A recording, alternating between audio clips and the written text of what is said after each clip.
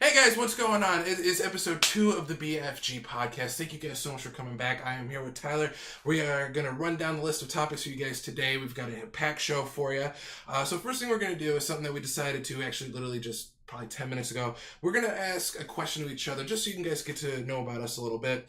We're going to talk about a pre-E3 before we get into our predictions. GameStop. 15 unannounced SKUs for the Switch. We know a few of them what they could be, but what could the rest of them be? Our good friends at Walmart Canada released pretty much everything anybody could ever hope to desire. I'm going to talk a little bit about Hasbro not only owning the toy license for Power Rangers, but also owning Power Rangers in general from Saban, so it has traded hands again.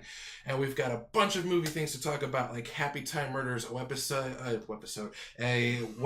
called Taste.io. Good start to this podcast. A 100 movie review poster that Tyler's going to chat about, and of course we are going to chat about a little movie called Deadpool 2. So now that we got that out of the way, Tyler, what is going on in your world? Right now, I'm recording a new podcast. Really? Me too. I've been playing, so I finished God of War, which I want to talk about a lot, but I can't because of you. Not yet. Because I want to talk about it so bad, and you still haven't finished it, and so all of our listeners or viewers are missing out on my thoughts. But whenever you get caught up, we'll have like a belated God of War review. Well, we've got 2 weeks till the next episode, so I've got 2 weeks to finish this, and then we can chat about it. Okay. We can chat about it. So in the meantime, I've been back on. I had started Ni no Kuni 2 before God of War came out, and then when God of War came out, that just took over all of my free time. Okay. So now I'm back into Ni no Kuni 2. I'm probably like somewhere around 30 hours into it, and it's good. It doesn't quite capture that magical feeling that I feel like the first one did, but I mean it's a lot of fun. It's very whimsical, very light. You know, it feels like it still kind of feels like a Studio Ghibli movie, but I don't know. It's not quite as good as the first one, but it's still a lot of fun. Like I said, it's very whimsical, very very like positive. You know, very positive. Yeah, it's one of those. It's like it's like the hero always triumphs, you know, like in anything anyone needs, whether it's like just a little fetch quest or like a bigger quest, he's always like, let's do this, I want to help, and you know, it's very optimistic. But that's been a lot of fun. So I'm playing that, and I've been in a horror movie kick. I've been watching a lot of horror movies recently.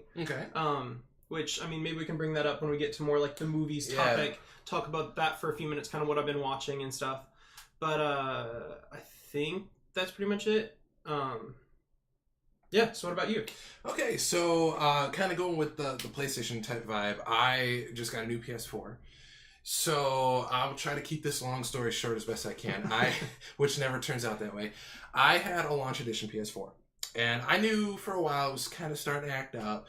And about a year, maybe 6 months to a year ago, it kicked me out of my PSN name and wouldn't let me log in. Okay, no problem. Let me call Sony up and to see what I could do to fix the password or log in. Sony, which I try to figure this out in their infinite wisdom, says you need the serial number for the console. So I gave them the serial number for the console. That wasn't what they wanted. They wanted the original serial number for the original console that I made the account on, which was in 2008 when I bought my PlayStation 3. Oh. Yes. Wait. So, yes. That doesn't make sense to me. It didn't make sense to me either, but you know what? Sony is a whatever. Yeah. So I'm like, okay, fuck it. I'll just make a whole new name. So I go make a name. I try to register. It is not connecting. It's not doing it. So I'm like, all right, screw this. I'm done trying. I couldn't get online to do anything. Yeah. So after some time, you know, I'm working on a few projects, and I sit down in my chair. Controller's out of the way. PS4's out of the way. I sit down. The PlayStation turns on by itself. So that's always a good sign. It turns on by itself. And it spits out the movie. It spits out Power Rangers Jungle Fury Disc 1, because that's the season I'm on right now. Did you tell your voice assistant? No, I actually don't have. PS4. I have nothing like that. Nothing. So I'm like, okay, well, my house is clearly haunted, which it is. So I'm like, all right. So I'm messing around with it, and you know, I'm trying to turn it on. It's not turning on. The controller's not responding. This and that. This and that. This and that. So I'm like, all right. GameStop had a promotion going on, right? Where if you traded in any console, a new gen console, I should say, you know, PS4, Xbox One, Switch, you got an extra $50 credit. So I'm like, okay, let me go take my PS4 in. The $50 extra credit I'm going to get is probably just going to counteract the defective fee I was going to get. Yeah. So I bring it in. They hook it up to their little testing monitor out there. And it works fine. Freaking thing turns on right away. Sorry, I'm trying. It's a family show. It turns on just fine. It will be eventually. It will be eventually.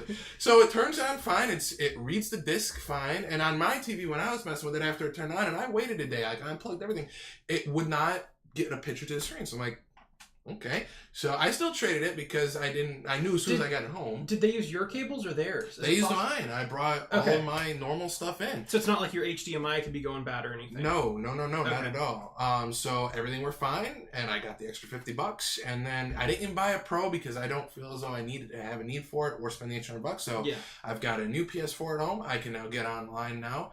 I know you weren't too happy when I told you that I was sucked into Overwatch, but you know what? I'm willing to give it a shot. It was on sale. The only reason, Tyler, I want to say why I got it is this past weekend was a Pro Day sale, and it was on sale for $30 brand new. Mm-hmm. So I figured, okay, and then I bought a 3-month PSN. So that's pretty much what's been going on with me. I finally got this haunted, broken, somewhat PS4, old one, out of my room. Out of my life, which unfortunately the only thing that I hate about it, or the only thing that I hate, is that I had a PT demo on it. I still got mine. I'm glad you do, so I can still play it once in a while. Yeah, no, if you still want to hop on it, I got it out there. So unfortunately I couldn't save that, but the rest of it, I'm more of a single player guy. And yeah, I know Overwatch is strictly online, but I was willing to try it out for $30 and then buying 3 months of PSN. So that's been my past week of dealing with that nonsense, and of course still going to the flea markets and garage sales. But yeah, that's my story for this week, because one less haunted piece of electronics in my room now. I'm happy. Anyway, did you have anything else to add before we jump right in? I don't think so. Okay, so we're going to jump right into some video game talk first. So the first thing that we want to talk about, I've got my list here if you see me looking out. We're talking about Switch skins from Dbrand. Tyler brought this up to me. I'm not one to really customize any of my consoles, put anything on it, stickers or anything. But when the Switch first came out, it was warping consoles. They were messing with the consoles, and it was big almost, backlash. Yeah, it was like peeling off little flecks of the console itself, which is not good, by the way. Yeah, not good at all. And so it didn't make it not functional. Like, they still worked, but it just looked really gnarly. It looked like Deadpool. Oh, there you go. There were little bits of it missing, but and Dbrand, and I'm the opposite. I'll skin everything if I can. I'll skin like right now I don't have one on my phone. I had one on my phone for the longest time. But, I'll skin, my phone and my consoles and all that. I've got one, not on the Switch itself, but I actually have a launch skin on the dock. Like a Breath of the Wild one. Yeah, yes. On the dock. So one of the big ones that I use is Dbrand. And I think they're in Canada. Okay. Their headquarters is in Canada. But they do... That's going to go well with their Deadpool 2 review. Yeah. But they do spoilers. They do all sorts of custom skins, whether it be different colors or different textures, things like that. They've got some that are just solid colors. They got a bunch of different color carbon fiber ones. They've got one that's called dragon skin, and that one's my favorite. I had dragon skin on my last 2 or 3 phones. I like that one a lot. But you could never get them for the Switch, because after they came out, they were ruining people's Switches. And even Dbrand, they had some at first, and they issued an apology and removed them all from the store. Said, they're messing up consoles, we're not going to sell them for the Switch. But then about a month ago, they announced that they've been working on a brand new adhesive just for the Switch. And they said, we've tested this extensively with the Switch, and our skins are now 100% safe to use with your Switch, and they won't tear it apart or mess up the body of the Switch itself. Okay. And I haven't gotten one in yet. I haven't tried it myself to see if I can break my Switch or anything.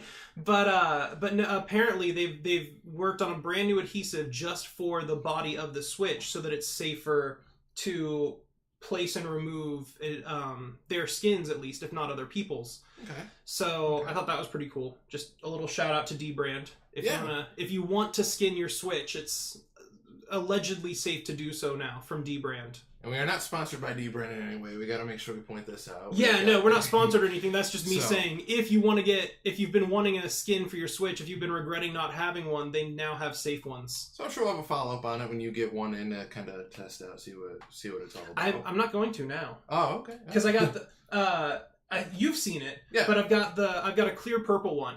I got a new shell for my Switch that is based on the Atomic Purple Game Boy. So it's clear and you can see the inside of the Switch, and I don't want to cover that up anymore. Since I couldn't do a skin, I just went and modded the console itself. So I won't be getting a skin for mine anymore because I don't want to mess up the purple. Yes, of course. Of course. Okay, so the next one we're talking about, before we get into some E3 stuff, like I said, we were going to talk about a couple of our favorite games to kind of coincide with E3 coming up. So both of us already know, for the most part, what our favorite game or genre or everything is. But I'm going to let Tyler, why don't you go ahead and go first? We'll try to do this real quick, because when we start talking about our games, it's going to be... We'll be here forever. Yeah. I wasn't going to spend an extensive amount of time on it, but it's like... You can see the kind of games. I mean, I got Fable over here. I got South Park behind us. Behind the camera here, I've got the whole Dragon Age trilogy posters for those. It's like, I like RPGs, and I like just these expansive adventures where you get to make your own choices and things like that. And one of my favorite games is Chrono Trigger, which you can represent. We showed the cup in the last episode. Yes, and I forgot to bring my Konami code. He's drinking out of my mug. He's drinking out of my Chrono Trigger mug this week, so I've got the Green Lantern. But one of my favorites is Chrono Trigger, partially because it's just, it's a classic JRPG, and it's widely considered to be one of the best ones. But I like the way the adventure spans. I like the time travel aspect, and I like the fact that you can go beat the boss pretty much from the beginning. The first time you play it, you want to kind of play it traditionally, or at least in my opinion, it's best to kind of play it traditionally, get through the game, beat the boss, and then move forward, because then you can do a new game plus. Okay. And next time you play, then you can beat the boss an hour into the game if you want instead.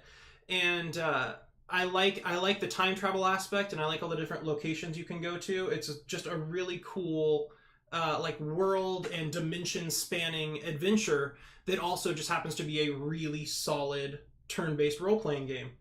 And I feel like that one has stood the test of time really well, and it's one that Square Enix hasn't tampered with too much.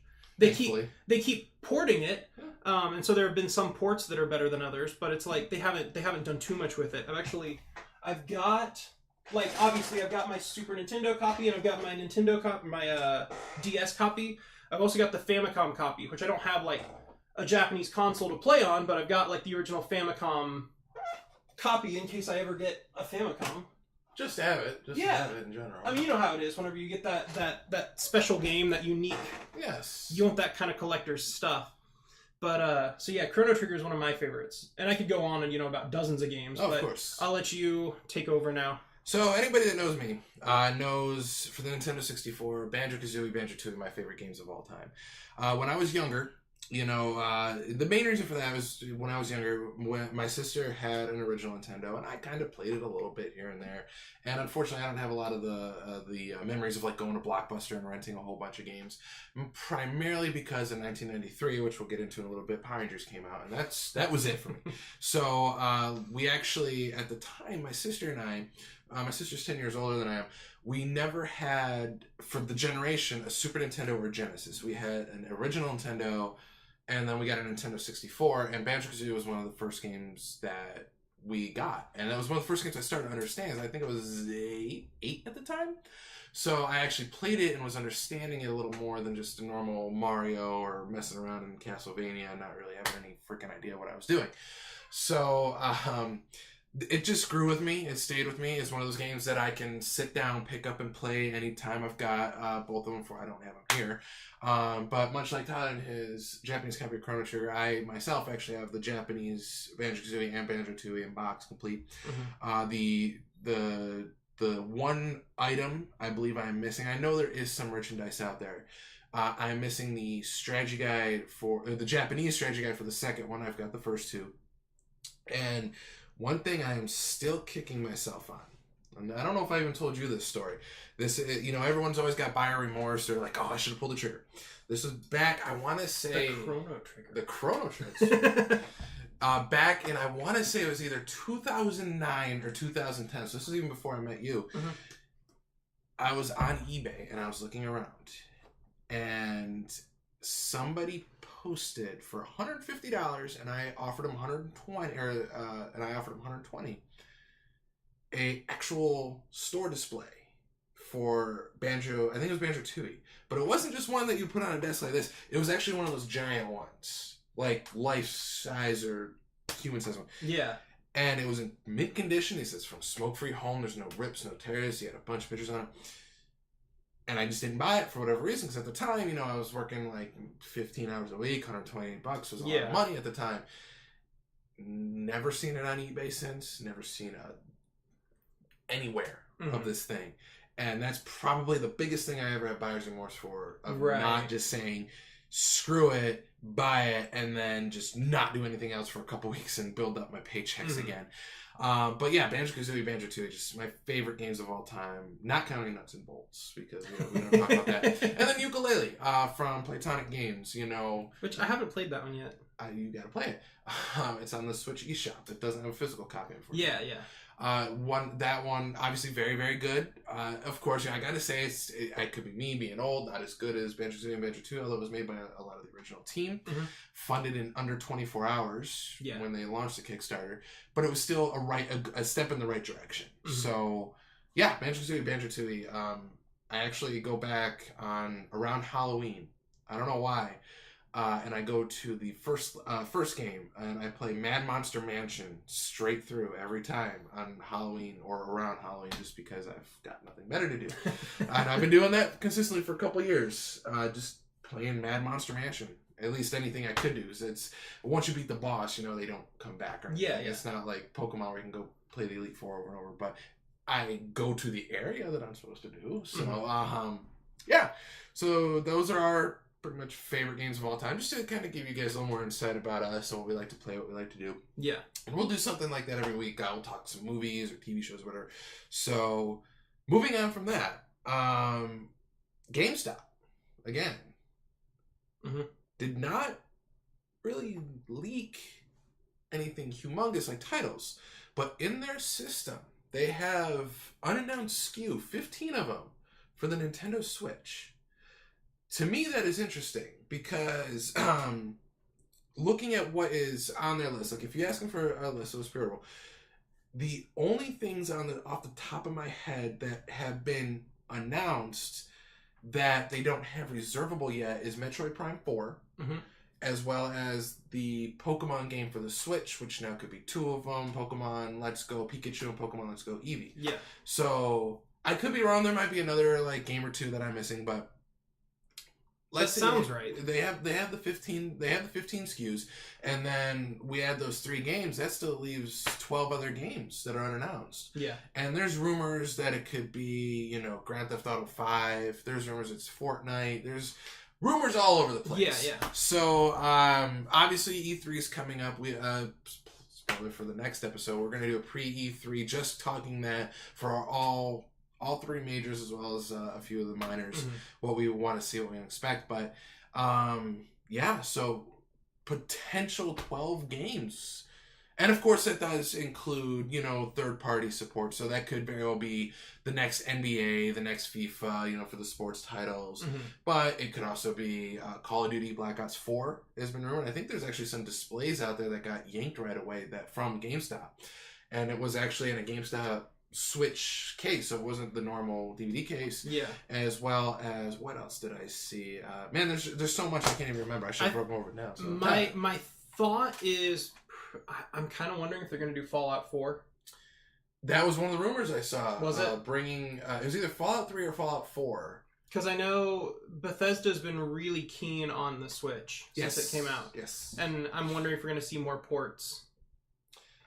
I feel like it's too early yet to get an actual announcement for a new Bethesda game, but I bet we will see more ports. I think we will. You know, I know that these companies are still being very cautious with Nintendo, and I think that's why you're seeing a lot of ports now of these major companies be like, well, if this sells, then we'll do the next one. Type of deal. So if they port Fallout 4 over to the Switch, I think that's what this is kind of like, all right, let's test the waters. Mm-hmm. And it's actually been working out well for Capcom right now because of their Street Fighter sales, and that's why we're getting, you know, the next core Street Fighter games on PS4 and Xbox One as well as Switch right away and not delayed. Yeah. And I believe one of the key ones I still think is the Spyro trilogy. It was announced for PS4 and Xbox One. I'm going to tell you a little story because I'm full of them. I don't know if I told you this story either. So, one of my friends in the area is a Nintendo representative who I'm not going to name because I don't know if she wants that out there. So, I was talking to her, and Nintendo Europe, I believe, leaked Spyro Trilogy for the Switch. Mm-hmm. So, when I was talking to her, it pretty much went like this. I said, hey, I heard, you know, Nintendo Europe, leaked this. She looks at me with this typical Nintendo employee / Nintendo answer saying, you know me long enough to know I don't comment on rumors on speculation, but you can go ahead and decide whatever you want and went about her merry way. Yeah. So I would be shocked that in some way, shape, or form around E3 that we don't get Spyro Trilogy announced for Switch. Whether it comes out in September, I believe it was, with the PS4 and Xbox One remains to be seen. I think that's a pretty safe bet. So that could be another check mark there. As for all the other games coming, there's rumors Platinum Games may bring Wonderful 101, the underrated, I'd say, Wii U title over. I can see a bunch of those. And there's a bunch of them I don't see happening that I would like to see happen. Well, what would be some of the ones? Let's entertain the audience. In my perfect world, I would bring over more of like the smaller RPGs that didn't really gain enough of an audience. I know, like, Xenoblade kind of has a cult following. Yes. But I'd like to see Xenoblade Chronicles X. Okay. I'll bring that over from Wii U. Yeah, bring that over from Wii U. I'd also do Tokyo Mirage Sessions. I would like to see that one. Because I didn't get a chance to play that. Those were both really good games, but I feel like they didn't get enough of a following to really earn a remaster or a re-release right now. But I'd love to see those if I could. Obviously, like with the Marios, I don't think we're going to see a lot of re-releases. We got Mario Kart again with like the DLC and stuff included, but I don't think we're going to see a lot of like re-releases of the ones from Wii U because they're just going to be working on new ones. You know, rather than the Smash Bros. For Wii U, they're just going to make a new one, you know, and so on and so forth. But as far as like bringing more over, I think I'd like the ones that I'd really like to see are like the JRPGs that didn't get enough of a chance on the Wii U. I agree with you there for sure. And one thing I think that we can both agree on is I don't think we're going to see a core Mario title this year because we just got Odyssey, end of October. I don't think we're going to see new Mario Kart or anything. Nintendo has said that, which I don't know if you'll agree with me on. They announced Smash Brothers, of course, but they also said Smash Brothers is coming this year. To me, that makes it sound like it's going to be a port of the Wii U version with, you know, like the Inklings added in, maybe a couple other here and there type of deal. Like a Game of the Year edition, essentially, where you're going to get all the deal, like Ryu and Cloud and Bayonetta and all of that. And probably some sort of, like, one or two new exclusives. Yeah, like, you're going to get the Inklings. I mean, they're pretty much all but confirmed at this point. Because with the Wii U one, there was a big... you know, they surprised a lot of people when they were doing, like, you know, Cloud and Solid Snake and stuff like that. And so I feel like whenever the new one comes out, they're probably going to have a couple new, like, surprise exclusives. Yeah, I mean, I could definitely see them giving us something else to make us want to buy it. Yeah. Again, which, you know, a lot of people will, because, again, nobody really had the Wii U, unfortunately. I think, sold worse than the GameCube, so I should say something. I've still got mine. I'm talking about selling mine. Yeah. I talked to you about selling mine. But I've still got my Wii U sitting around mostly just for Tokyo Mirage Sessions. Yeah. You know, and actually, you know, this actually just made me think of it when you were talking about selling it, is that one other game I think, either a port or a sequel, would be another Mario Maker game. I think the Switch would be perfect for it. But there's also a lot coming, because we were told Here's the thing with Nintendo is that they're not going to release everything right all at once. So out of the big stuff that we know about right now, and I'll talk about Retro Studios in a minute to kind of maybe wrap it up. Yeah. We know Pokemon Switch is coming. Whether it's going to be 1 or 2, who knows? We know that's coming. That's supposed to come this year. Smash Brothers was supposed to be coming this year, whether it's a port or a new one.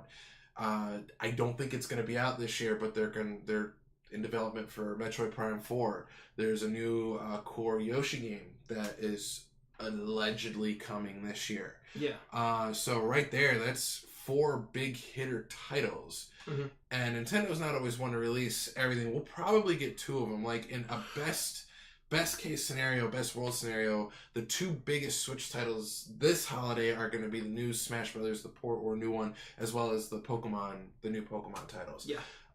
Yoshi maybe could be one of those like August, September releases. I could definitely see him doing that. But I don't believe that Nintendo would say, here's a Yoshi game as a November. They could do a November release for it, but I don't think they're going to rely on that to be one of their key system movers. I would not put it past them to re-release Detective Pikachu. Already? That just came out though. I know it just came out, but the 3DS sales are waning, and Switch sales are exploding. Absolutely. And especially if we get Pokemon games for the Switch, mm-hmm. I could definitely see them re-releasing Detective Pikachu, riding on that hype. You know, I could see something along the lines of, I don't know if we'll get a physical release for it or just a download, but I can definitely see something. Yeah. And then, unless you had something else, just to kind of wrap it up, we're all very interested to see what Retro Studios in Texas is working on. Yeah. I'm hearing 2 things. I'm hearing Star Fox Racer. I'm hearing F-Zero, which everybody wants. Maybe even mash them together. Who knows? Mm-hmm. I'm hearing Bandai Namco, which apparently Nintendo and Bandai Namco kind of kissed and made up after their N64 days, which there's a whole backstory on that. And obviously, you know, they're working on Smash Brothers. They seem to be a big proprietor for helping Nintendo put out some new titles, so that could be interesting. But other than that, at least for those, we'll talk more about that in a week or 2 for our pre-E3 special, and then we'll talk about it again for post-E3. Yeah. So before we move on to the Walmart release, did you have anything else to add specifically for the Switch GameStop SKUs, Tyler? No. Okay. So we're rolling right along here, folks. So Walmart Canada, bless our neighbors to the north. They're going to come up real frequently in this episode. They are. Wait till we get to Deadpool 2 spoilers. I'll say well, we'll talk about that later. Yeah, we can't go off again. Yeah. So Walmart Canada didn't just leak SKUs. They leaked titles, Tyler. Yeah. They leaked titles. Yeah. So you're going to see us looking over here. We've got the list here because I was too lazy to write them down. A couple of them we already knew. They put Metroid Prime 4 on there. I'm just kind of looking. NBA 2K19, of course, we know that's coming. Yeah, there's a few of them. There's some, like, sports games on here, like NBA and even the new WWE 2K19. Yeah. It's like, there are a few of those where I'm like, okay, that's obvious. It's like, yeah, it's a leak right now, but at the same time, it's like, who's surprised by that? Yeah, and then there's other ones on there that are more the core, like the Metroid Prime 4, which we knew about, Last of Us 2, which we knew about, the Final Fantasy 7. Beyond Good and Evil 2. Yeah, that's one on there too. But a few other ones, very interesting ones on here to talk about, and I'm just kind of going. I'm going to start with this one, and I know you'll have something to say too. We knew it was coming. It's weird that we finally got a placeholder, which I'm pretty sure has all been deleted now. Yeah. Borderlands 3. Yeah. Borderlands 3. But why this is most interesting to me is that Gearbox has already come out and said, which of course could be smoke and mirrors, there's little to no chance that Borderlands 3 is appearing at E3 this year. But they also say a little bit ago that like 85% of their team is working on Borderlands 3 right now or something like that. They made some sort of statement, like we know it's happening. But I think it's a little bit surprising to both of us that it would be far enough along that they're going to have a big showing at E3 or anything. Very true. I feel like it's a little bit early for like a leak or an announcement, but we know that it is being worked on. So, you know, they could have some sort of like tech demo or something just to show it off and be like, you know, it's officially announced. Yeah, here you go. Here's something just to wet your whistle even if it doesn't come out for 4 years. Yeah, which is basically what they did with Beyond Good and Evil 2. That's true. That's true. I mean, that's been announced forever. Yeah. So, we'll see, I guess. Maybe. Yeah. Let's see what else is on this list. I want to talk about Rage 2 for a minute. Is that one? That was a fun story. That's a fun story. So, Tyler, you know a little more about Rage and whatnot than I do. So, did you want to go ahead and take this one? I don't think I know more about Rage than you do. Okay, well, I think you might be imagining that. There's something was telling me that you knew more about. So, the Twitter account for Rage became active after Walmart Canada announced or leaked all the SKUs, and pretty much they were tearing apart. Like, it's not the right font. All Rage is all in caps. It's not real. And you can go look it up. It's kind of funny. It is. They tore it apart, and it's like they use like cheap like paint effects. Yeah, it's like they took like a screenshot of the leak, and then they were like doodling on the screenshot with like purple colors and stuff like that. We're back in like 1995 Microsoft Paint, folks. Yeah. Anyway, so I don't know if they were waiting to officially show this off at E3, or they're like, screw it, it's out, let's go ahead and... Because it was only like a day or two later they kind of pushed it out and was like, yeah, here it is, here's a little bit of the gameplay, here's what the cover looks like. It's not coming out until next year. Yeah. So that's a 2019 title, but that was one that was interesting. But looking back at this list here, we make this list. Is there anything... You go ahead and go first, because I don't want to say something maybe you want to talk about. The Division 2 is on there, which doesn't necessarily surprise me. No. It doesn't surprise me that they're making a new one. It surprises me that we haven't heard as much up until now. Yes. I feel like that's one of those where I didn't really expect a real big to-do or like a giant reveal. It was... I had fun with it. I'm not usually big on like shooters and things. I've got like my niche things where it's like I enjoy some shooters, but I'm not big into like competitive shooters or anything. Right. But I liked the MMO and like RPG aspects of the first Division well enough to play it. Played probably like 30 or 40 hours. Just kind of got through the story and stuff and leveled up my character. But I didn't feel like that one got enough of like a huge fan base to deserve like, a giant reveal. I feel like that's one of those where they would have just kind of been like, oh, this is coming, by the way. Yeah, could be something. It could be something, but I'm not sure if like the leak confirms it for me. It's one of those where it's like, well, we'll see. But I could see them doing it. It doesn't surprise me. Splinter Cell is, that's not surprising. Yeah. About time we get another one. Hopefully. Assassin's Creed Origins DLC. That's not surprising at all. No. They're going to milk that for all it's worth, especially because Origins like revived the series, and it's like everybody played Origins after like dropping off the bandwagon. It's like I could see them doing even more DLC. And there's also a SKU for a brand new one. There's a leak for just Assassin's Creed with some question marks. We don't know. I mean, it's going to be called something. I don't know they're just going to call it Assassin's Creed. Before Origins, where you're just a regular person. Yeah, it could very well be it. Who knows? You're not even an assassin. Who knows? It could very well be it. There's a few of them like Dreams. I'm assuming that's just a new IP. That I don't know what that is. Yeah, the most important thing that we want to say, at least to our knowledge, is that this list that we're looking at, it showed the consoles that they're going to be on, like some of these new ones, like Dreams. What was a few other ones in there? Does it? It doesn't show the developers. Yeah. Like who... I mean, Assassin's Creed, we know that's come from Ubisoft. Yeah. And it also doesn't... A few of them show consoles, but not a whole bunch of Switch ones. Like, I believe there's only 2 on there for Switch. One of them being Super Smash Brothers. Or no, there's 3 of them. I'm sorry. One of them being Super Smash Brothers. And then there's a new game coming called Lego DC Villains. That's also going to be on the Switch. Yeah, there's also NBA 2K19 for Switch. Yeah, that one's pretty good. A new Shantae.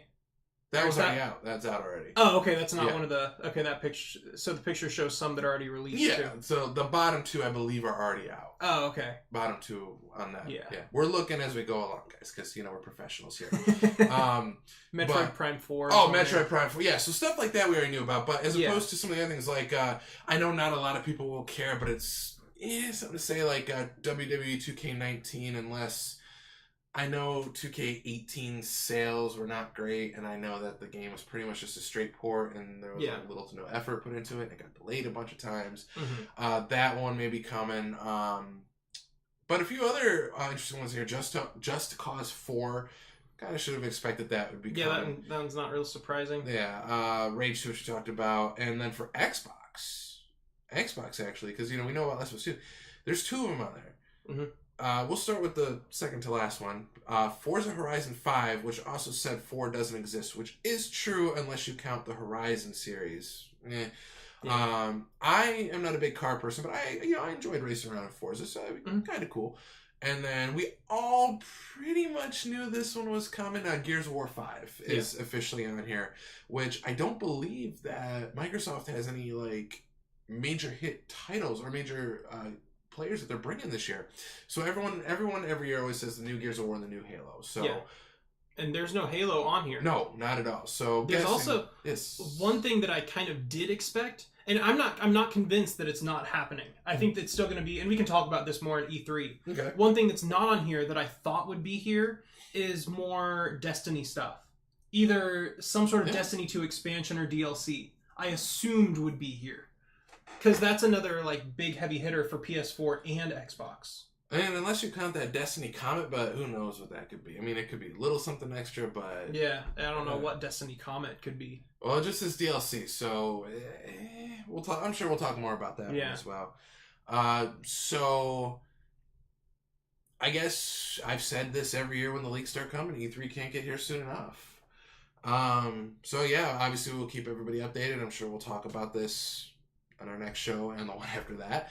What was announced, what wasn't announced. But yeah, E3 is definitely coming, guys. It'll be here before we all know it. So anything, I'm always going to ask you, is there anything else you want to add before we move on to our next wonderful topic?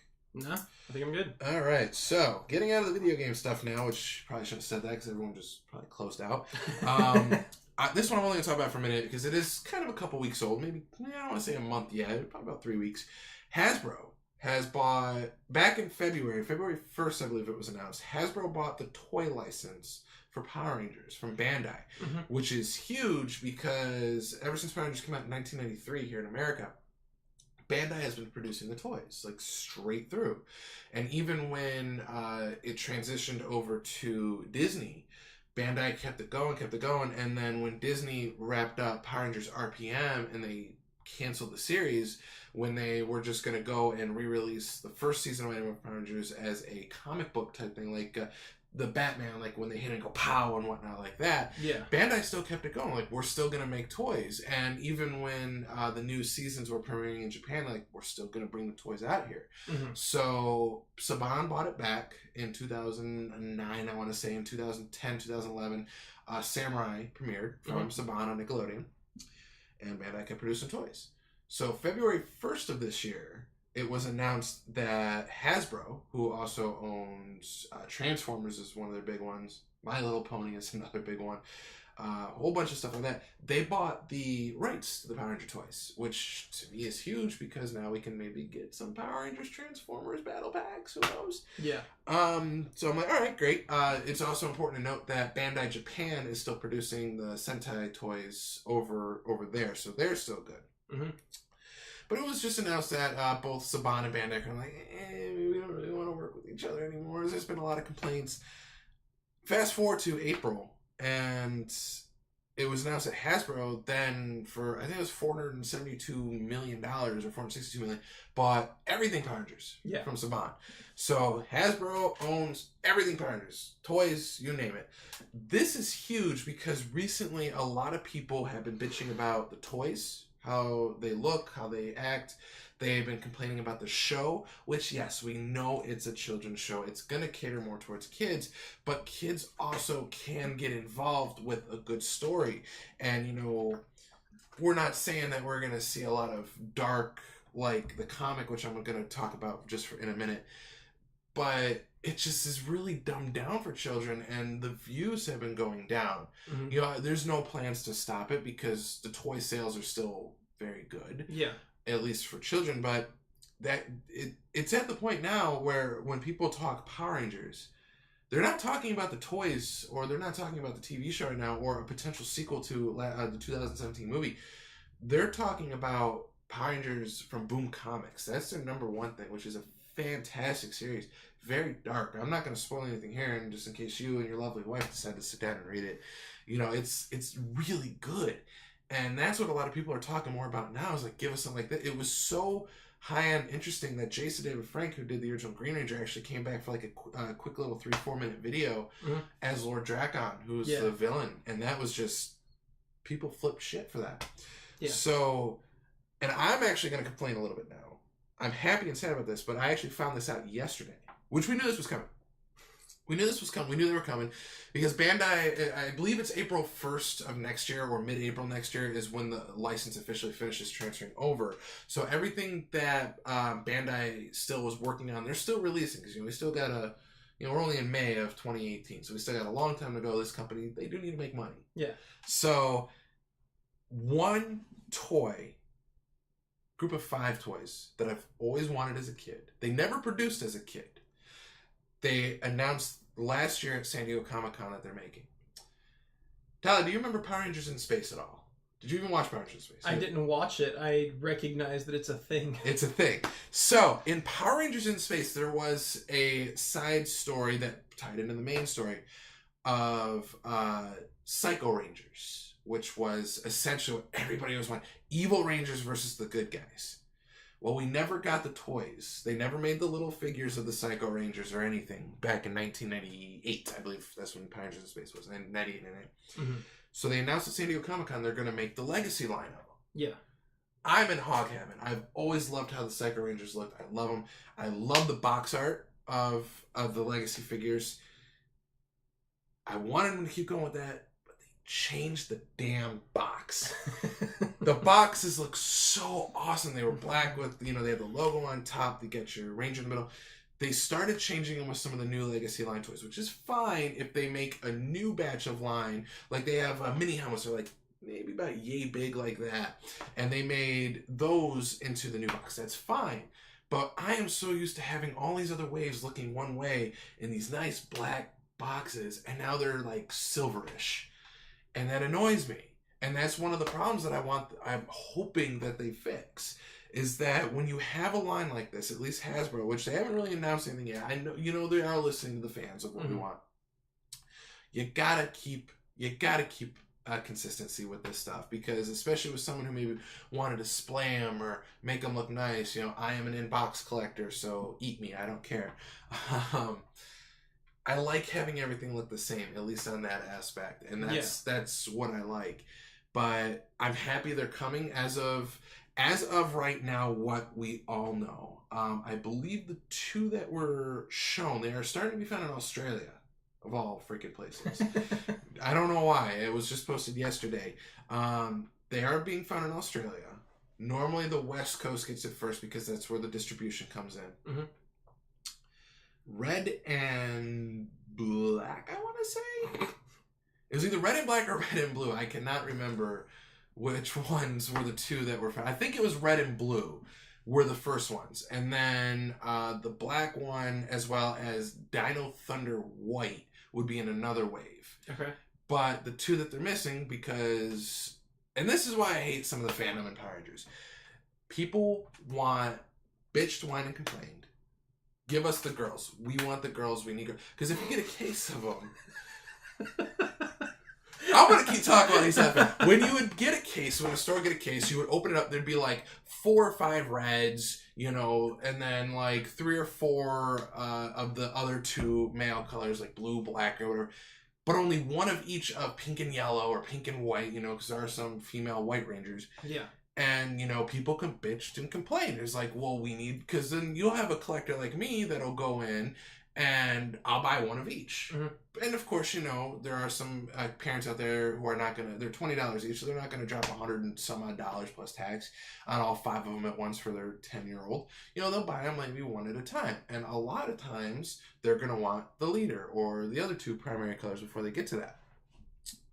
Well, as of now, we have no idea when/if Psycho Pink and Yellow are going to come.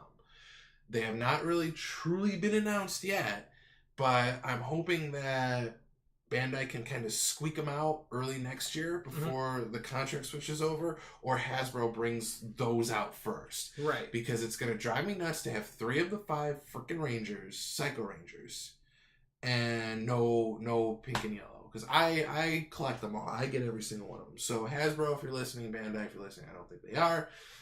Please wrap up a line, and I understand why they do some of this, because they do the Build-A-Rangers with it to try to get people to buy all of them so you can get the pieces for it. Mm-hmm. But I don't like how they kind of switched our lines. Like, give us all of one season, all of this season, and then have it keep going forward. And I know it's a matter of what's selling and what's not, but you will have plenty of people who are just going to want this season or that season, and then you're going to have an asshole like me who's going to buy every single one of them because it says Power Rangers on it. Yeah. So I'm not the problem here. I just want my damn Psycho Pink and Psycho Yellow. But as soon as I find them, my hunt has started. As of yesterday, since they are being found. That could mean anything for us. We're in the middle of May right now. End of May right now, so it's the 20th. Who knows when they could show up here. It could be the end of next month, and they'll be nowhere to be found. But we're still going to try, damn it. So, Tyler, anything more for that? I know you're not the biggest, or you don't know too much about the Power Rangers, but just something I wanted to blab about. No, I kind of took a nap there for about 10 minutes. Except when I was complaining about the ladies. So, that's how I woke you up. Could have talked a little bit while I was drinking, but that's okay. I could have. But then they wouldn't have been able to hear you drinking. No, they wouldn't. It is tea, by the way. This is Arnold Palmer tea. I am not getting drunk here because it is it's probably like 11:30, 12 o'clock. It's 11:50 right now. There's a clock right in front of me. We started filming right around 11. We are getting drunk on fun. We are getting drunk on fun. Tyler, this is a family-friendly podcast. Come on Except for all of your swearing and drinking. I am trying not to do that. Anyway, we are moving on to movie topics. So, speaking of swearing and drinking, there is a trailer out that I just... What? You're the one that told me about it. I did. It just came out. It just came out like a couple days ago, and I turned Mike onto it because I said you have to watch this. And I did, because we have to talk about how we shouldn't have watched this. And I watched this morning, so it's nice and fresh right before we started filming. So, and I just got to take off. I don't know about you. I've always my brothers and we grew up watching the Muppets. Love the Muppets, Muppet Babies, you name it, I'll watch them all. We've got all the Muppet Show that we can on DVD. The rest I ended up ripping from online. I don't know if I should be saying that, but I've got so we've got the whole Muppet Show and all the movies and stuff, and even the new ones, the Muppets and Muppets Most Wanted. Those are so good, so much fun. And Brian Henson, son of Jim Henson, who made the Muppets, and he actually, after Jim Henson passed away, he took over his mantle and directed like Muppet Christmas Carol and Muppet Treasure Island and stuff like that. To be fair, he also did some other stuff. He directed some episodes of Farscape. He directed Nightmares and Dreamscapes. Not all of it, but he did like an episode of some Stephen King mini anthologies, things like that. He's making a new movie, not with the Muppets, but with some Muppets, called The Happy Time Murders. So, pretty much what this is, as far as I can tell from watching this wonderful trailer one time, it's a mix. It's live action. It's all live action. Yeah. Mixture of humans and Muppets. Mm-hmm. And they both just coincide in this world. It's basically like the Muppet movies were, where it's like humans just hang out with Muppets like it's no big deal. It's just like the old Muppet movies were, except it's not at all. And pretty much it's essentially what happens when the cameras stop rolling and the Muppets aren't kid-friendly anymore. Mm-hmm. So this is going to progressively get worse as we continue. Yeah, remember, before we get started, this is a family-friendly show, more or less. This may not be... This is something... And I can't wait. Even with the title Happy Time Murders, I can't wait to see parents bringing their young kids to this and then complaining about how... Oh, good Lord Almighty. So pretty much what the premise of this movie is that there is a murderer going around, not killing people, but killing Muppets. A Muppet serial killer. A Muppet serial killer. They are raunchy. They are disgusting. You actually see their heads getting blown off and the stuffing like being the internal organs. Yeah. Please, I just can't.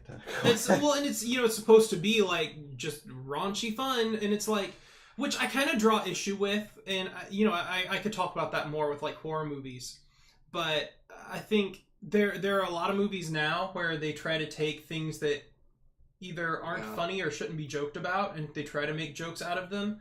It kind of desensitizes you and makes you, you know, really used to this idea that, you know, these horrible things are funny, which maybe is kind of ironic considering we're going to be talking about Deadpool in a little bit.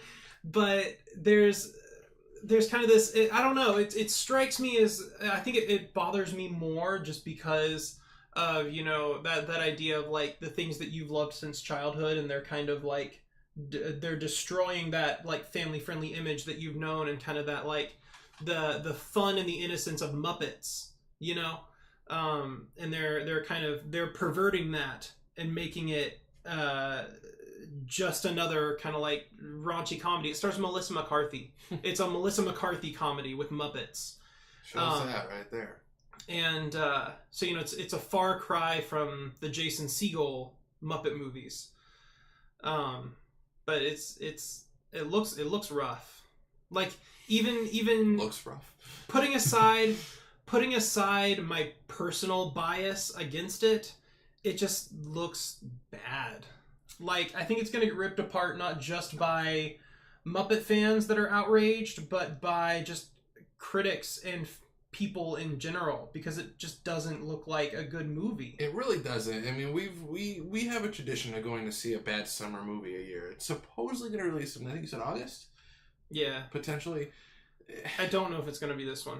Yeah, I don't think it's going to be this one. The more you think about it, probably not. We've already kind of, I don't mind spoiling it, we've already kind of decided that the Teen Titans Go to the Movies is going to be our bad summer movie. I know it's a complete change what we were talking about, but to me, like, what this movie is, and I'm just going to say this and kind of go, and obviously I'll keep an eye out on the reviews and read what other people are saying. It seems like this movie is trying to take Sausage Party and make it their own. Whereas, you know, Sausage Party is like, what happens with the food when everyone goes home for the night? And this is like what happens when cameras stop rolling and they're not singing and dancing and making everybody happy. Mm-hmm. So that's my thoughts on it. I've got nothing else. Yeah, I'm just generally upset. It reminds me of, so there's Peter Jackson did a movie in the late 80s called Meet the Feebles. And it seems like basically the same conceit. And Meet the Feebles is even more of a ripoff. It's not even, you know, easily inspired by the Muppets. Right. It was an actual ripoff. Like, Meet the Feebles takes place behind the stage of these Muppets trying to put on a sketch show for an audience. True. Like, it takes the concept of the Muppets and uses that, but like really perverts it and makes it disgusting.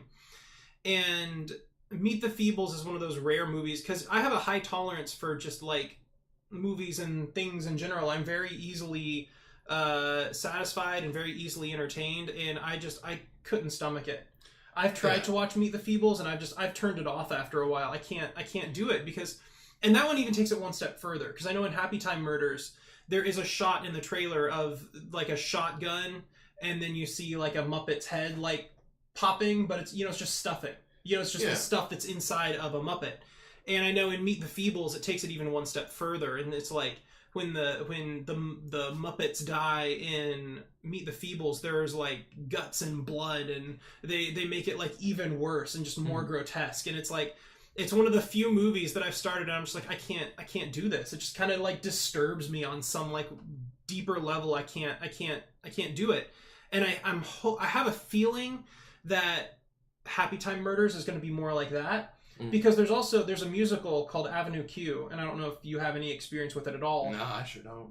And that one, it is a very raunchy musical. You know, there is a lot of content in there that's not necessarily child friendly, but it has a really big heart too. Mm-hmm. It covers a lot of topics about, like, you know, accepting yourself and accepting others. It deals with like depression and tolerance and things like that. So it's got a really big heart, and it does kind of follow these characters as they kind of like they bond, they make like a family, and it's about them like helping each other and learning to love each other and stuff like that. And I feel like that's a good example of how like raunchy Muppets can be done well. And Meet the Feebles is an example of like how I just really don't like to see Muppets. Right. And I feel like Happy Time Murders is going much more in the way of Meet the Feebles. It looks like it's there. It looks like the whole conceit of the movie to me is it's funny because it's Muppets doing things that Muppets shouldn't do.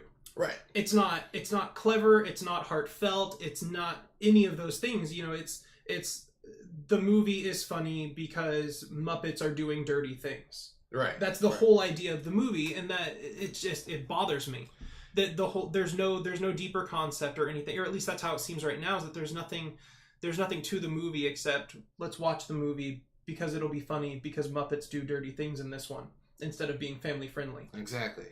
And to kind of just piggyback off of that, I kind of was thinking about it when you were explaining that, when, you know, a lot of people are like, well, why do you want to see a darker Power Rangers? Well, here's the thing why I want to see a darker Power Rangers. Is that, at least what I could tell with Happy Time Murders, it's that these Muppets are normally like this all the time, and they put on an act for the camera when the camera's on. Mm-hmm. At least with the darker Power Rangers, if done right, like how Boom Studios is doing it, you have a darker villain, like a Marvel movie, but you still have the Power Rangers who are still all the way around good guys, mm-hmm. who are trying to stop this. They're not doing, you know, drugs and alcohol and blowing people's heads off and whatnot. They're still good teenagers with attitude. They're just facing a much more evil villain and not just like the monster of the day deal. Yeah. That's why, done right, of course, I was going to say, done right, you can see a much more interesting, darker-esque Power. And that doesn't mean it's got to be like a rated R flick. Like, give me a PG-13 Power Rangers movie, I will be fine. I'll be happy. Which is what they did. Yeah, I mean, and the new one we got was very good, but I want to see, like, that's why I always refer to the Boom Studios comics and Shattered Grid, what we're in right now. Yeah. I mean, it's fantastic, because I'm not going to say anything because I don't want to spoil it for anybody who might want to read it. Now we're getting concerned about spoilers. Now we're concerned about spoilers. Yeah, that's kind of an odd one. We'll figure this out later. Actually, it makes sense. For our first one, we spent an hour just giving away all the spoilers for Infinity War. And in this one, you're like, I am not going to give away the spoilers for this obscure comic book. No, I am not, because I know you're gonna read it eventually. So I'm mainly worried about you. I already told them spoilers. We say spoilers, but yeah, Happy Time Murders, Power Rangers Dark movie. I'm done discussing this for now until something absolutely crazy happens. We're both upset. We are. That's the long and short of it. It's not good. And you know, again, I wouldn't mind seeing an adulterated-esque Muppet movie, kind of like Power Rangers, just not like this when they're just, yeah. Mm-hmm. Anyway, so taste.io is a website you were just telling me about. Yeah, I was just going to cover it real quick if you're interested. So taste.io is a movie reviewing system, and it's really simplified. And I've done things like that. I don't even remember the name of it right now. My brothers and I had been going through, and they might still be doing it, but it was basically, you would just put a movie in your database. You would make a database of the movies you had seen, and you could rank them. Okay. Like 1 through however many. You know, and the list would just get longer every time you put a movie in. Right. And you would rank them, and so, you know, you'd have like your top movie of all time going down. Mm-hmm.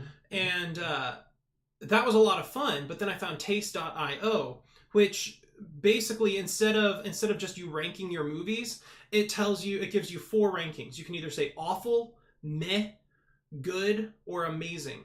And you rank them, you know, just, it's very simple. It's not like, you know, you have to sit there and think about it a long time. You just pick what you thought of the movie real quick, and it adds it to your database. But then it gives you accessible movies based on your tastes. Okay. So it finds the movies that you like, and it goes through, you know, all of its, I don't know, technological science or whatever it does to magically decide how you like your movies. And it recommends new movies that you can find like on, you know, Netflix or Hulu or Amazon Prime, or, you know, maybe even just you have to go out and find them yourself, whether you have to rent them or buy them or something. But it recommends movies for you based on the movies that you enjoy. Mm-hmm. And that's been really cool. I've actually found another movie or two that I've been really into on Netflix Because, Netflix, I kind of view, like, it's got its good stuff, but once you've seen its good stuff, it just becomes like a cesspool of, like, B movies and just, like, garbage indie flicks and things like that. But I've actually been able to find a couple movies using taste.io that have been pretty good. Okay. Because it tries to figure out what you like about movies and gives you new movies based on those likes and dislikes. Kind of like Pandora does. If any of you use Pandora to listen to music, it kind of uses your radio stations and tries to kind of figure out what you like to recommend other songs, and you can give them a thumbs up or a thumbs down.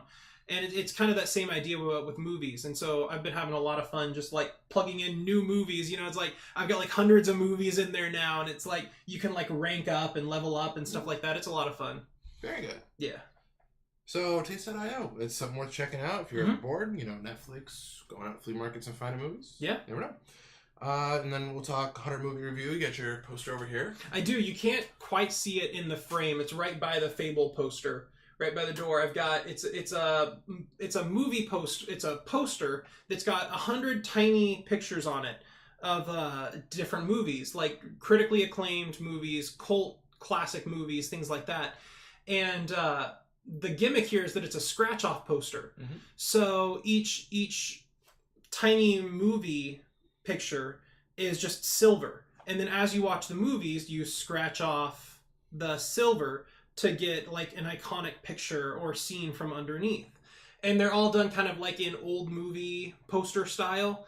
It's not, like an actual picture or a still. It's custom made pictures for this like bucket list poster. And it's really cool. And we've watched a few so far. I've been watching it with my wife, Haven. We saw Shawshank Redemption, we watched The Dark Knight, and we watched City of God. And up next is Pulp Fiction.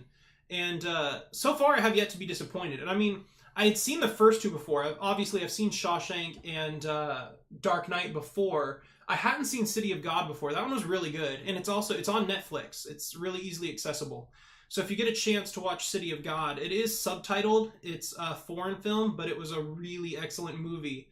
It's about a boy who works his way out of the slums to become a photographer. And it was a really cool movie. So up next is Pulp Fiction, and I don't know if Haven will watch that one with me. She's a little bit more sensitive to like gore and stuff like that. Quentin Tarantino is not really up her alley, but I love Tarantino and I love Pulp Fiction, so I'm excited to watch that one and then scratch off the little picture. So, like for Shawshank, it's a picture of like, there's like a tunnel with a little chisel. Dark Knight is just the bat symbol. And then City of God is like it's like a picture of a camera dangling. So, I'm wondering for Pulp Fiction, I think it might be like a silhouette of them dancing. That seems like a fair bet to me. I don't know how much you know about Pulp Fiction.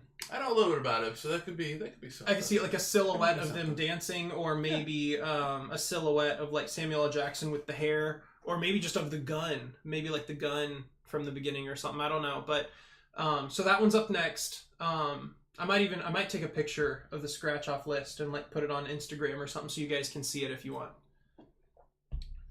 So, something worth doing? You have a significant other, best friend, whatever you want to do. Yeah. A lot of good ones in here. I'm just kind of taking a look at it. I see Terminator, Rocky. So there's a lot of classics on there. A lot of people might have already seen, but... And it goes through everything. It's not like it just kind of touches on one style of film. Like I said, it goes like Dark Knight is on here, Pulp Fiction is on here, but then, at the same time, you got movies like Mean Girls and Airplane. Spirited Away is on here for the, if you're into Studio Ghibli, we kind of touched on them a little bit ago. Stuff like that. So, there's all sorts. Ghostbusters is on here. A couple of the James Bond movies are on here. Stuff like that. So, it covers all the different bases. They're all different styles of film: comedies, horror, drama. It's just a really good, really varied list. It kind of gives you a good taste of just like classic movies and cult movies that people have enjoyed for various reasons.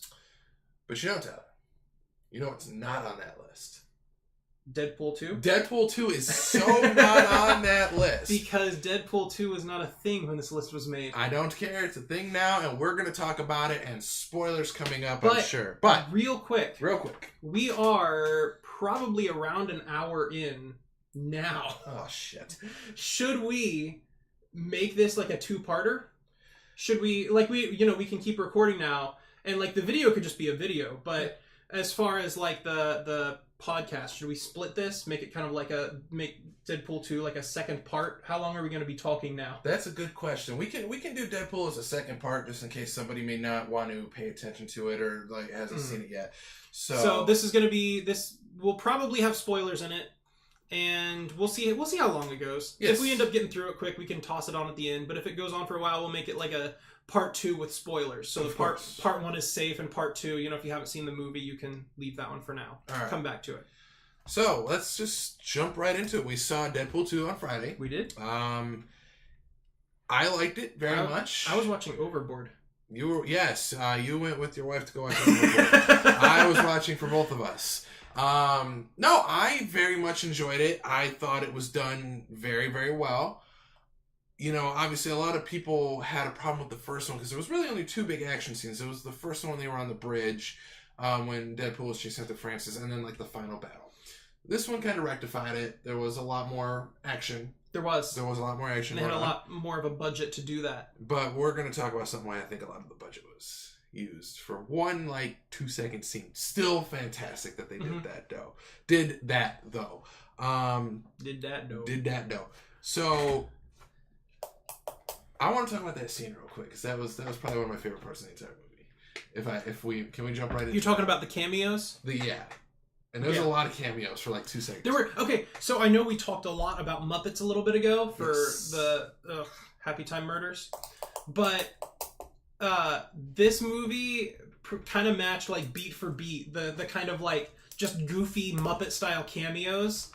Because Muppet movies, it's I'm used to having just these weird cameos, these non sequitur cameos for no reason, and this movie did that, and it did it so well. And I loved just the nonsense cameos that they came up with.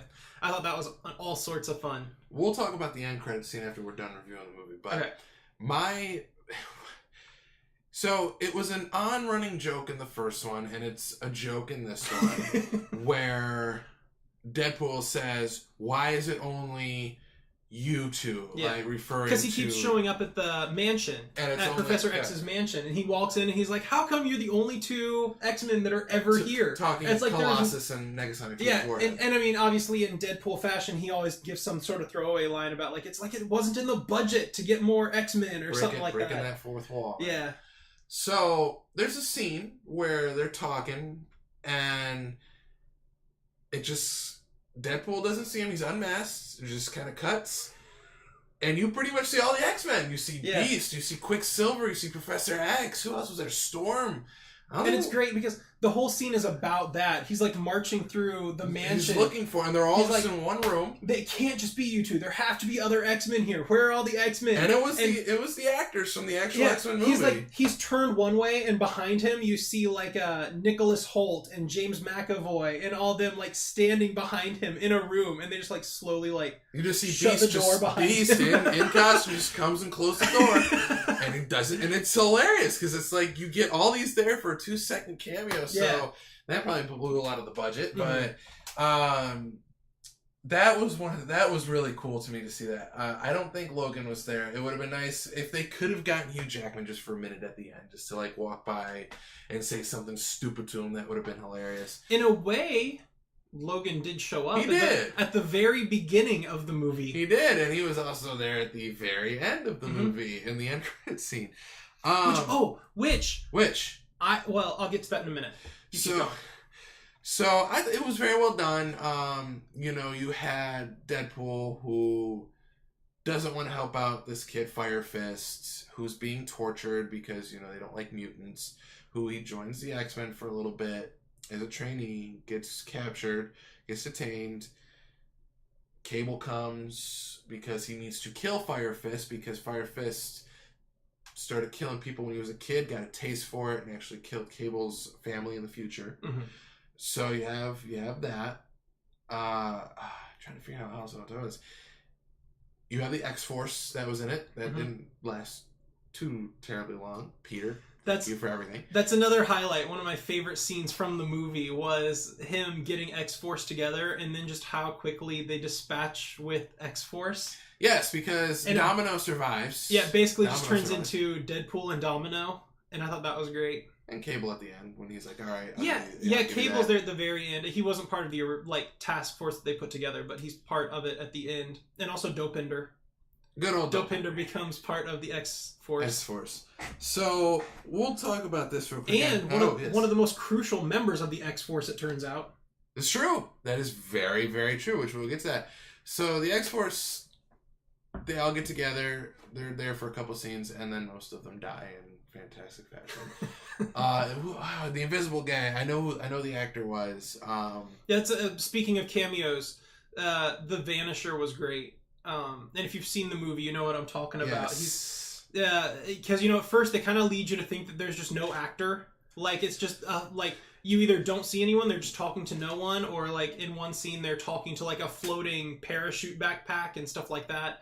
And it's just kind of assumed that the Vanisher is just like a CGI character, and then he gets electrocuted to death, and for like again just for a split second you see that it's Matt Damon as the Vanisher, and it's just like another one of those just like non sequitur jokes like for no reason.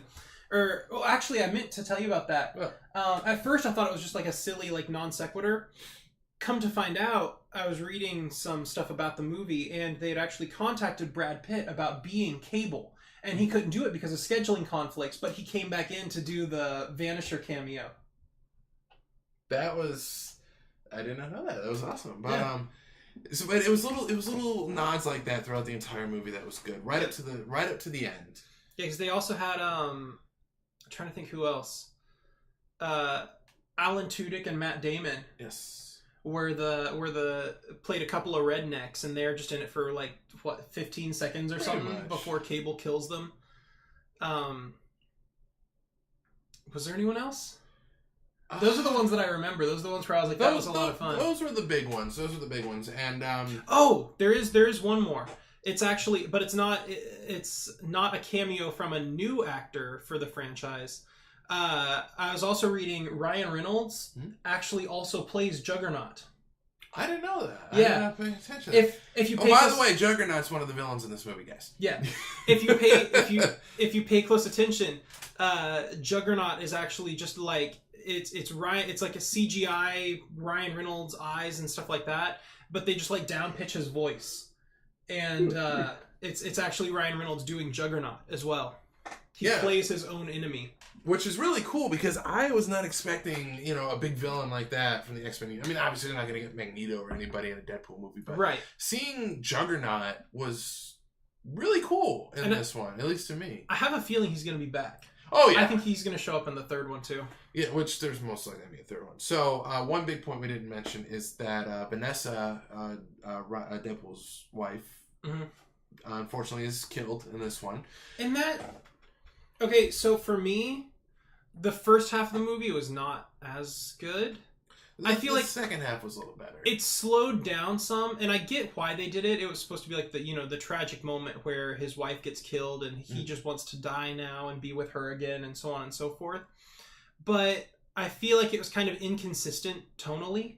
It didn't quite fit in with the character and the universe they had set up. I know he's really dedicated to her. And I feel like them getting to know each other and kind of like their like banter and romance and stuff in the first movie was really good. But I feel like he was almost... It broke him up too much to the point that it kind of disrupted the movie a little bit in this one. Which is why you also didn't really want to help Fire Fist at first. Because they were both captured and they had these things on their neck that kind of suppressed their powers. So obviously that made Deadpool more mortal, which we'll get to in a minute on a character development for good old Thanos / Cable / Josh Brolin. So yeah, it did. But what a key part of it is one of the gifts that was given to Vanessa was a token from their first date when they went to go play skee ball. Keep that in mind. So later on, when Cable shows up, he explains, he's only got enough juice to jump one more time to get back once he was to kill off Fire Fist. And Deadpool near the end actually takes a bullet for Fire Fist while he's wearing the thing on his neck. So pretty much a shot right through the heart. He's gonna die this time. So as he's dying, you know, Cable has some character development. He goes through, and he actually jumps back in time right before the battle starts, and takes the token and puts it right on his heart. And then you see a fast forward motion, so you don't have to watch the same battle twice, which was pretty cool. Yeah, that was fun. So when he gets shot doing the same thing, Deadpool jumps in front. He gets shot in the same spot, but the token from Vanessa actually stopped the bullet from going all the way through and not killing Deadpool. Yeah. So at the end of the movie, and I know we're still kind of discussing it. You know, you get a whole big happy ending. Unfortunately, Vanessa's not alive. Cable says, "I'm going to stick around for a little bit." You know, kind of helping out, and he sees that, you know, his family is alive because he actually took a bear from his timeline, has it on his belt that is charred and burned because of Fire Fist, and sees it not become charred and burned. So he's like, okay, you know what? We've done this. We stopped Fire Fist, so we're all good. But Juggernaut's still out there. Mm-hmm. Yeah, so he's definitely going to be a part of the third one. I mean, unless they just completely forget.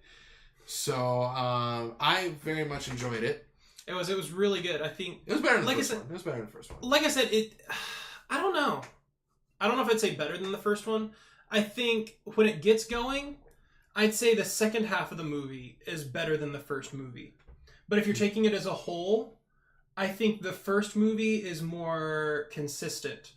Right. The first movie is more like consistently like fun and entertaining and funny throughout. The second movie, it like I said, it's kind of tonally inconsistent. It gets a little bit, it slows down and kind of gets a little bit like tragic at the beginning. And for me, that didn't work as well as maybe it did for some other people. But for me, it didn't work quite well, quite right. But then probably about 45 minutes in or so, that's when it started picking up and actually getting like really good for me.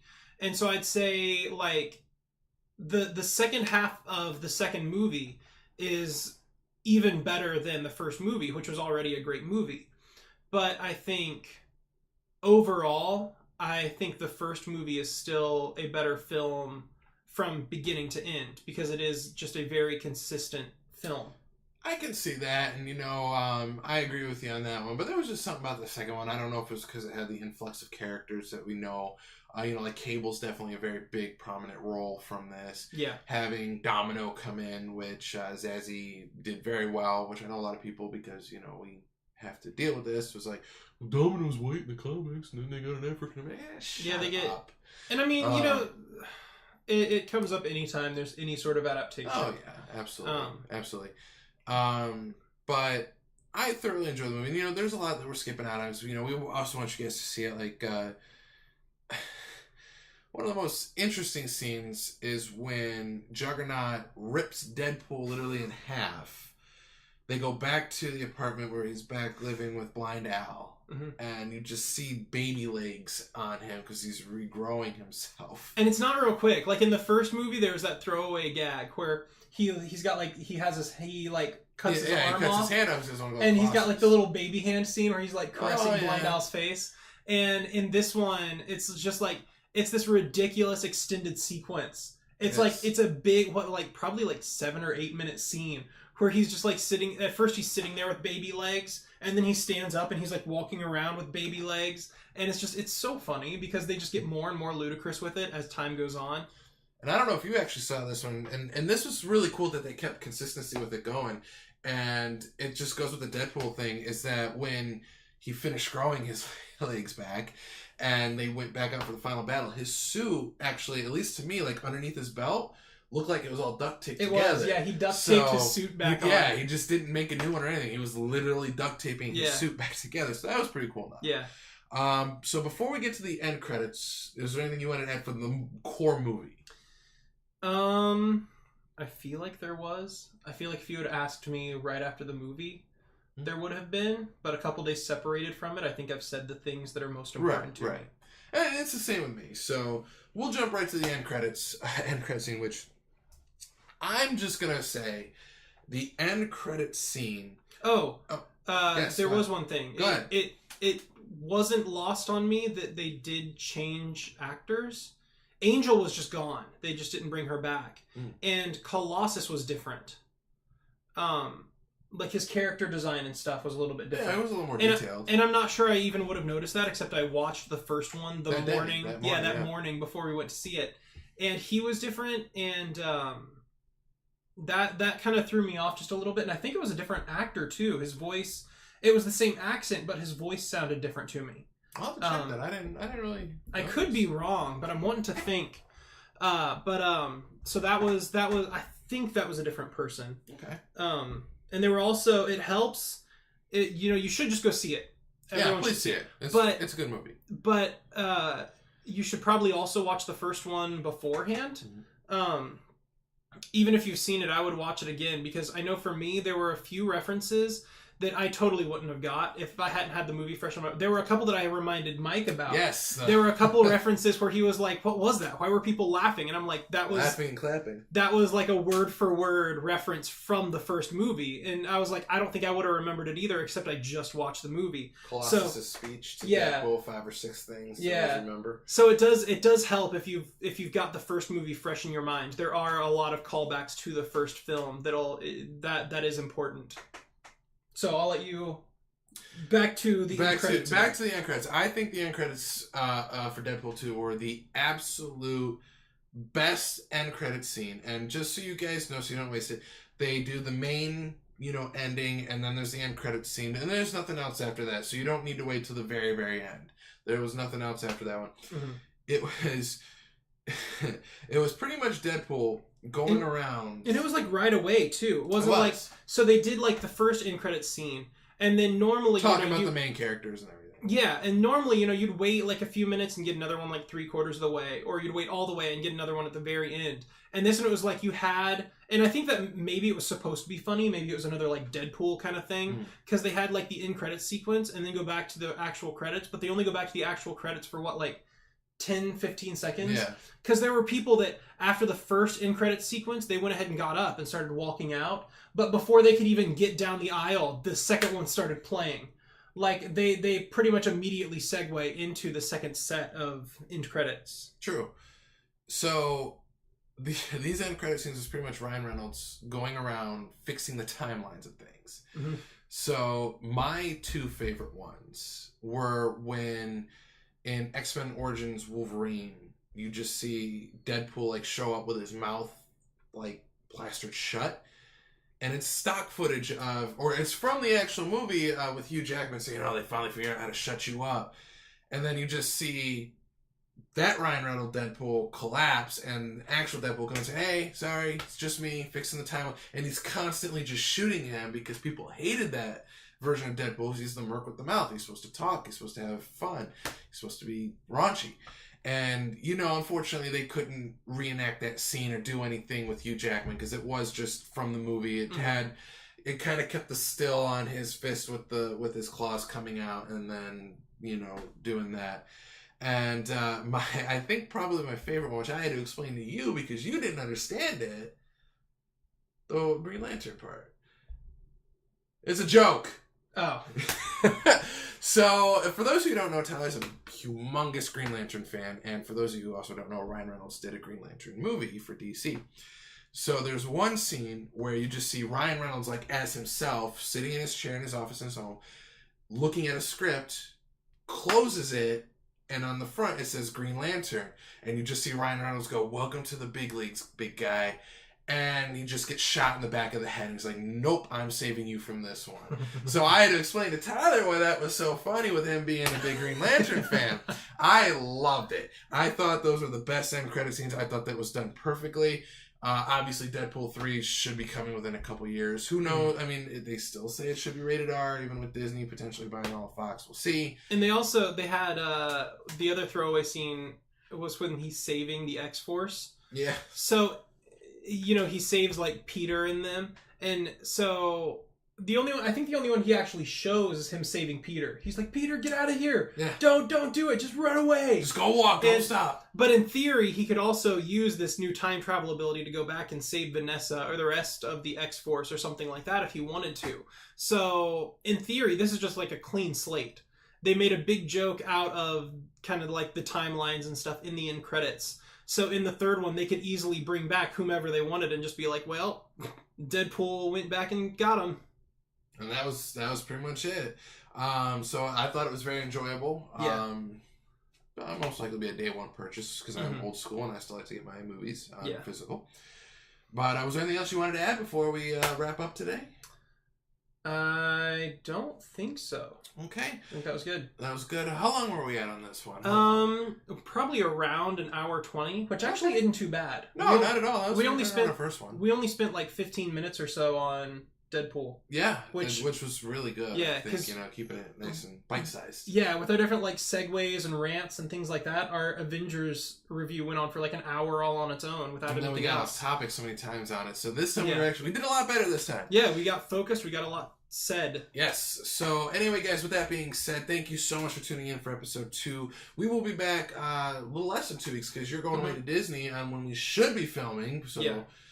We're going to do a quick pre-E3 before then. We'll have that up. Obviously, I'll have links everywhere on our social media. I mainly do the Facebook. We both tag team the YouTube, and Tyler's more on the Instagram guy. Normally if it's like pictures or videos, that's a lot of that is me. I'll post a lot on Instagram and then share it on like our Twitter and Facebook and stuff like that. Yes. And he runs more like the actual websites themselves. Yes, he'll hop on Facebook to update about like podcast news and things, or he'll hop on YouTube to make sure that's running smoothly, stuff like that. And please, guys, we would love to do question and answer. So if you have any questions for us, please let us know. This coming weekend, May, good Lord Almighty, 26. I want to say 26 or 27. This coming Saturday in May, I will be at MegaCon in Orlando. Come look for me. I will tell you guys now, I'll probably be wearing, Big Bills fan. I'll probably have one of my jerseys on. Look for a 78 jersey. That way some people can come and baby find me. Even though this podcast is still new, so I don't plan on seeing anybody. But still, it's always worth a shot. I'll be there walking around, meeting a couple people. I'll only be there for the day. I don't know when I'll be leaving yet. I'll try to get some good pictures that we could post online, see what we can do and all that. And yes, please. And also, just to toss it out there, if there's anything you guys would like to hear us discuss, yes, anytime. Go for it. Or any questions. We love that. Yeah, anything you want to ask us or anything that you want to hear from us, just let us know. Questions, thoughts, reviews, whatever. We'd be happy to answer. And we're not afraid. Well, he is. I'm not. But anyway, guys, again, thank you so much. Episode 2 is pretty much wrapped up in the books. I was gonna get this wrapped up or cleaned up and tossed online because he knows more about this stuff than I do. So again, thank you for that, Tyler. Working very well. And guys, this has been episode 2 of the BFG podcast. We will be back again about a week and a half, I want to say, with some pre-E3. And guys, just again, thank you so much for anybody that listens. Just click like on our Facebook page; it helps us out. Subscribe, follow us on Twitter, follow us on Instagram, all that kind of good stuff. We'll have links everywhere that will direct you to everywhere else. Yeah. And anyway, Tyler, anything else to wrap up? I don't think so. I think I'm good. All right, guys, thank you so much, and we'll see you in another week or 2. See ya.